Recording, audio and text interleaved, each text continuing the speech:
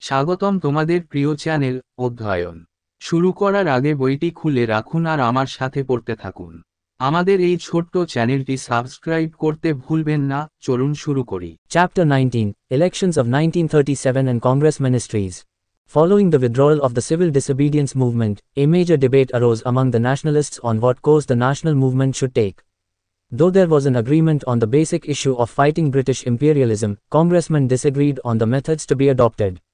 The prominent responses came from আইন অমান্য আন্দোলন প্রত্যাহার করার পর জাতীয় আন্দোলনের পথ কী হওয়া উচিত তা নিয়ে জাতীয়তাবাদীদের মধ্যে একটি বড় বিতর্ক দেখা দেয়। যদিও ব্রিটিশ সাম্রাজ্যবাদের বিরুদ্ধে লড়াইয়ের মৌলিক বিষয়ে একটি চুক্তি ছিল, কংগ্রেসম্যানরা গৃহীত পদ্ধতি নিয়ে দ্বিমত পোষণ করেন। বিশিষ্ট প্রতিক্রিয়াগুলি থেকে এসেছে। 1. Gandhi. He suggested return to constructive work, particularly Harijan work, and also emphasized on the revival of village crafts. Gandhi argued that this would consolidate people's power and facilitate their mobilization for the next phase of mass struggle. Gandhi তিনি গঠনমূলক কাজে, বিশেষ করে হরিজন কাজে ফিরে আসার পরামর্শ দেন এবং গ্রামের কারুশিল্পের পুনরুজ্জীবনের উপরও জোর দেন। গান্ধী যুক্তি দিয়েছিলেন যে এটি জনগণের শক্তিকে সুসংহত করবে এবং গণসংগ্রামের পরবর্তী পর্যায়ে তাদের সংগঠিতকরণকে সহজতর করবে। 2. The New Swarajists, another section of the Congress, advocated the revival of the constitutional method of struggle and participation in the elections to the Central Legislative Assembly to be held in 1934. This section of men were also known as the New Swarajists, and were led by Dr. M.A. Ansari, Asaf Ali, Satyamurthy, Bhulabhai Desai and B.C. Roy. They argued that in a period of political depression, it was necessary to work through the councils to keep up the morale of the people. According to them, it would not amount to cooperating with the government but would only open another political front and would help build up the Congress organizationally and prepare the people for the next mass struggle. নতুন স্বরাজবাদী কংগ্রেসের আরেকটি অংশ সংগ্রামের সাংবিধানিক পদ্ধতির পুনরুজ্জীবন এবং 1934 সালে অনুষ্ঠিতব্য কেন্দ্রীয় আইনসভার নির্বাচনে অংশগ্রহণের পক্ষে। পুরুষদের এই অংশটি নতুন স্বরাজবাদী নামেও পরিচিত এবং নেতৃত্বে ছিলেন ড. এম এ আনসারি, আশাফ আলী, সত্যমূর্তি, ভুলাভাই দেশাই এবং বিসি রায়। তারা যুক্তি দিয়েছিলেন যে রাজনৈতিক হতাশার সময়ে জনগণের মনোবল বজায় রাখতে কাউন্সিলের মাধ্যমে কাজ করা প্রয়োজন। তাদের মতে এটি সরকারের সাথে সহযোগিতার পরিমাণ হবে না, তবে এটি কেবল আরেকটি রাজনৈতিক ফ্রন্ট খুলবে এবং কংগ্রেসকে সাংগঠনিকভাবে গড়ে তুলতে এবং পরবর্তী গণসংগ্রামের জন্য জনগণকে প্রস্তুত করতে সহায়তা করবে। 3. The leftists, yet another section of congressmen, were attracted neither by the Gandhian constructive work nor by the idea of council entry. These were the leftists who advocated continuation of non-constitutional mass movement. You may recall that in the early 1930s, a strong left trend had developed. J. Nehru represented the leftist paradigm most coherently and considered the above two alternatives as spiritual defeat. Nehru criticized Gandhian strategy of struggle through struggle and instead put forward the strategy of struggle victory, i.e. permanent confrontation with imperialism till victory was achieved. বামপন্থী কংগ্রেসের অন্য একটি অংশ গান্ধীবাদী গঠনমূলক কাজ বা কাউন্সিলে প্রবেশের ধারণা দ্বারা আকৃষ্ট হয়নি। এরাই ছিলেন বামপন্থী যারা অসাংবিধানিক গণ আন্দোলন অব্যাহত রাখার পক্ষে ছিলেন। আপনি মনে করতে পারেন যে 1930 এর দশকের শুরুতে একটি শক্তিশালী বামধারা গড়ে উঠেছিল, যে নেহেরু বামপন্থী দৃষ্টান্তকে সবচেয়ে সুসংহতভাবে উপস্থাপন করেছেন এবং উপরের দুটি বিকল্পকে আধ্যাত্মিক পরাজয় হিসেবে বিবেচনা করেছেন। নেহেরু গান্ধীবাদী সংগ্রামের কৌশলের সমালোচনা করেন এবং পরিবর্তে সংগ্রাম বিজয়ের কৌশল, অর্থাৎ বিজয় অর্জিত না হওয়া পর্যন্ত সাম্রাজ্যবাদের সাথে স্থায়ী মোকাবিলা করেন। After a hectic debate, the Congress decided to contest in the elections of 1937, once again giving up the path of confrontation and taking to constitutional politics. However, unlike the earlier Swarajist phase, its present aim was not to wreck the councils from within but to make them work. একটি তুমুল বিতর্কের পর কংগ্রেস 1937 সালের নির্বাচনে প্রতিদ্বন্দ্বিতা করার সিদ্ধান্ত নেয়, আবারও দ্বন্দ্বের পথ ছেড়ে দিয়ে সাংবিধানিক রাজনীতিতে চলে যায়। যাই হোক, পূর্বের স্বরাজবাদী পর্বের বিপরীতে এর বর্তমান লক্ষ্য ছিল কাউন্সিলগুলিকে ভিতর থেকে ধ্বংস করা নয়, বরং তাদের কাজ করা। The Congress was successful in forming governments in 7 provinces. The victory of the Congress was attributed to its pro-people policies. The formation of Congress ministries was perceived by the people as their own Raj, and they felt that the days of the British Raj were numbered. The Congress ministries functioned for a little more than 2 years under numerous constraints but tried their best to give relief to the people. Congress 7টি প্রদেশে সরকার গঠনে সফল হয়। কংগ্রেসের জয়ের কৃতিত্ব ছিল তার গণমুখী নীতির জন্য। কংগ্রেস মন্ত্রণালয় গঠনকে জনগণ তাদের নিজস্ব রাজ বলে মনে করেছিল এবং তারা অনুভব করেছিল যে ব্রিটিশ রাজের দিনগুলি গণনা করা হয়েছে। কংগ্রেসের মন্ত্রকগুলি বহু সীমাবদ্ধতার মধ্যে 2 বছরেরও বেশি সময় ধরে কাজ করেছিল কিন্তু জনগণকে স্বস্তি দেওয়ার জন্য যথাসাধ্য চেষ্টা করেছিল। In September 1939, the Congress ministries resigned, having made significant contribution to the freedom struggle during their short stint in office. 1939 সালের সেপ্টেম্বরে কংগ্রেস মন্ত্রিসভাগুলি পদত্যাগ করে, তাদের স্বল্প সময়ের অফিসে স্বাধীনতা সংগ্রামে গুরুত্বপূর্ণ অবদান রেখেছিল। Efforts towards constitutionalism. Efforts to adopt constitutional politics had begun during the second phase of the civil disobedience movement itself, i.e. 1932 onwards. The second CDM had only evoked a lukewarm response and voices had begun to emerge within the Congress advocating a return to constitutional politics. সাংবিধানিকতার দিকে প্রচেষ্টা। আইন অমান্য আন্দোলনের দ্বিতীয় পর্বে অর্থাৎ 1932 সালের পর থেকে সাংবিধানিক রাজনীতি গ্রহণের প্রচেষ্টা শুরু হয়েছিল। দ্বিতীয় সিডিএম কেবল একটি উষ্ণ প্রতিক্রিয়া জাগিয়েছিল এবং কংগ্রেসের মধ্যে সাংবিধানিক রাজনীতিতে ফিরে আসার পক্ষে কণ্ঠস্বর উঠতে শুরু করেছিল। In 1933, Satyamurthy formed the Madras Swaraj Party. K.M. Munshi, B.C. Roy and Ramaswamy Iyengar wanted to revive the Swaraj Party. Dr. M.A. Ansari and Rajgopalachari were also in favor of council entry. However, the aim of council entry now was different from the earlier Swarajists in 2 ways. 1. This time, the aim was not to wreck the constitution but to make it workable. 2. In case of obtaining majority, office was to be accepted and ministries formed. 1933 সালে সত্যমূর্তি মাদ্রাজ স্বরাজ party গঠন করেন। KM. Munshi, BC. রায় এবং Ramaswamy linger স্বরাজ পার্টিকে পুনরুজ্জীবিত করতে চেয়েছিলেন। ডা.এম.এ. আনসারি এবং রাজগোপালাচারীও কাউন্সিলে প্রবেশের পক্ষে ছিলেন। যাই হোক, এখন কাউন্সিলে প্রবেশের লক্ষ্য পূর্ববর্তী স্বরাজবাদীদের থেকে 2টি উপায়ে ভিন্ন ছিল। 1. এবারের উদ্দেশ্য ছিল সংবিধানকে ধ্বংস করা নয়, এটাকে কার্যকর করা। 2. সংখ্যাগরিষ্ঠতা পাওয়ার ক্ষেত্রে দপ্তর গ্রহণ করতে হবে এবং মন্ত্রণালয় গঠন করতে হবে। On the other hand, council entry was opposed by some congressmen with socialist leanings like Acharya Narendra Dev and Purushottamdas Tondong. Each side sought Gandhiji's support and wanted to tilt the Congress opinion in their favor. In order to diffuse the situation and avoid any split, Gandhi gave a free hand to all, saying, "I want all sections to work in all directions towards one thing in their own ways without criticizing one another."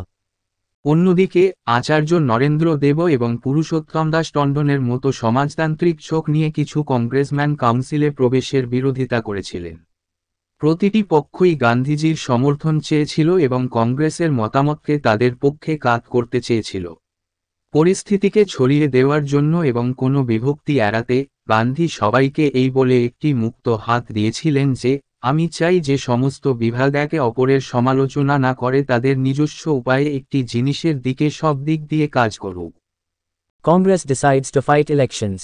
Consequently, in May 1934, at Patna, the All India Congress Committee meeting was called to set up a parliamentary board to fight elections under the aegis of the Congress. To appease the left, Gandhi backed Nehru for the presidentship of Lucknow Congress, April 1936. Congress নির্বাচন লড়াইয়ের সিদ্ধান্ত নিয়েছে। ফলস্বরূপ মে 1934 সালে পাটনা সর্বভারতীয় Congress committee কংগ্রেসের তত্ত্বাবধানে নির্বাচন করার জন্য একটি সংসদীয় বোর্ড গঠনের জন্য বৈঠক ডাকা হয়েছিল। বামদের সন্তুষ্ট করার জন্য গান্ধী লখনউ কংগ্রেসের সভাপতিত্বের জন্য নেহরুকে সমর্থন করেছিলেন, এপ্রিল 1936।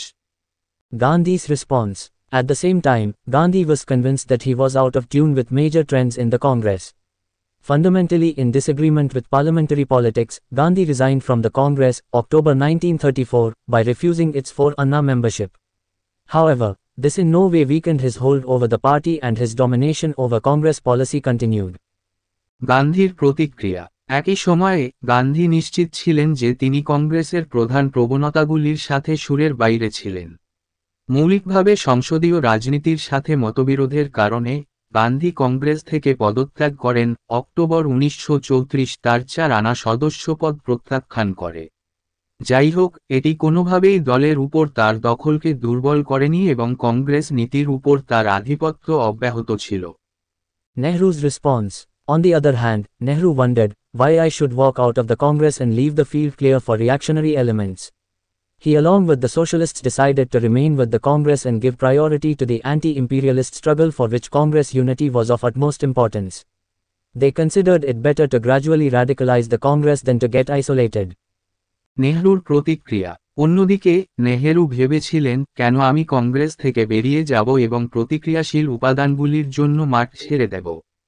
তিনি সমাজতন্ত্রীদের সাথে কংগ্রেসের সাথে থাকার সিদ্ধান্ত নেন এবং সাম্রাজ্যবাদ বিরোধী সংগ্রামকে অগ্রাধিকার দেন, যার জন্য কংগ্রেসের ঐক্য অত্যন্ত গুরুত্বপূর্ণ ছিল। তারা বিচ্ছিন্ন হওয়ার চেয়ে ধীরে ধীরে কংগ্রেসকে কট্টরপন্থী করা ভালো বলে মনে করেছিল।